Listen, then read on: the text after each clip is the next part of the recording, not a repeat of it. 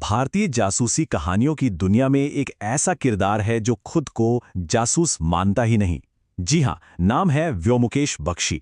तो चलिए आज उनके पहले केस की दुनिया में चलते हैं और जानते हैं कि आखिर वो इतने खास क्यों हैं।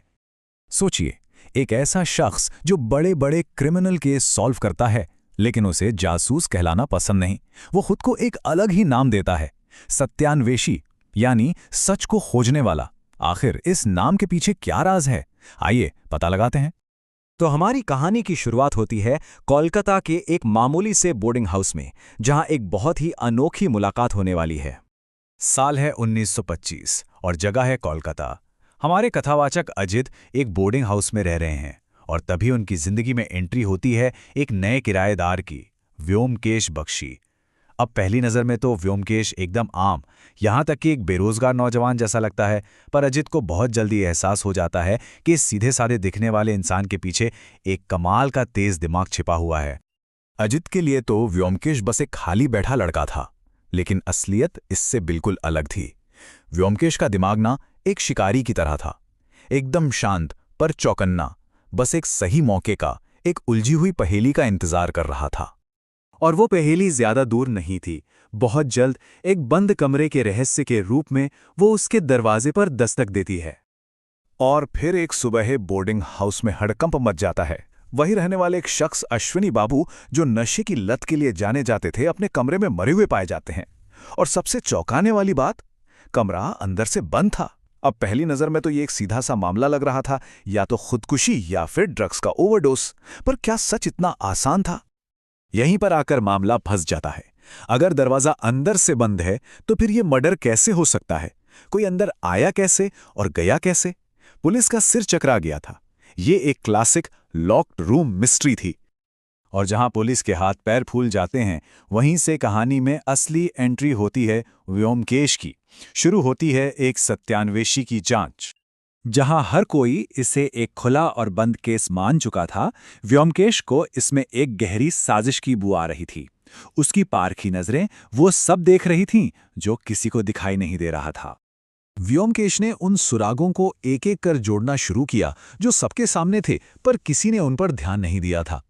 कमरे में रखा ग्रामोफोन, उसकी बहुत ही बारीक और तेज की गई सुई, अश्विनी बाबू की रोज की पक्की आदतें, और दरवाजे में किया गया एक छोटा सा, लगभग न दिखने वाला छेद, ये सब मिलकर एक बिल्कुल अलग कहानी सुना रहे थे। और व्योमकेश का अंदाज भी देखिए कितना निराला है। एक संदिग्ध के बारे में वो मजाक में कहता है, जो इतना बेसुरा गाता हो वो आत्महत्या तो कर ही नहीं सकता। देखिए, ये बात सिर्फ मजाकिया नहीं है, ये दिखाती है कि वो इंसानी बर्ताव को कितनी गहराई से समझता है। तो अब सारे सुराग जुड़ चुके थे। अब वक्त था सच को सबके सामने लाने का। कहानी अपने क्लाइमैक्स पर पहुंच चुकी थी, हत्या का पर्दाफाश। व्योमकेश सभी संदिग्धों को एक साथ एक ही कमरे में इकट्ठा करता है। माहौल में टेंशन है, हर किसी के दिमाग में एक ही सवाल गूंज रहा है, तो फिर असली कातिल कौन था? और कातिल कोई और नहीं बल्कि वही डॉक्टर था।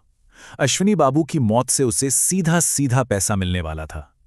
उसने अपने मेडिकल नॉलेज का इस्तेमाल करके एक ऐसा परफेक्ट मर्डर प्लान किया था जो लगभग नामुमकिन लगे। तो ये नामुमकिन काम आखिर हुआ कैसे? कातिल का प्लान बहुत ही शातिर था।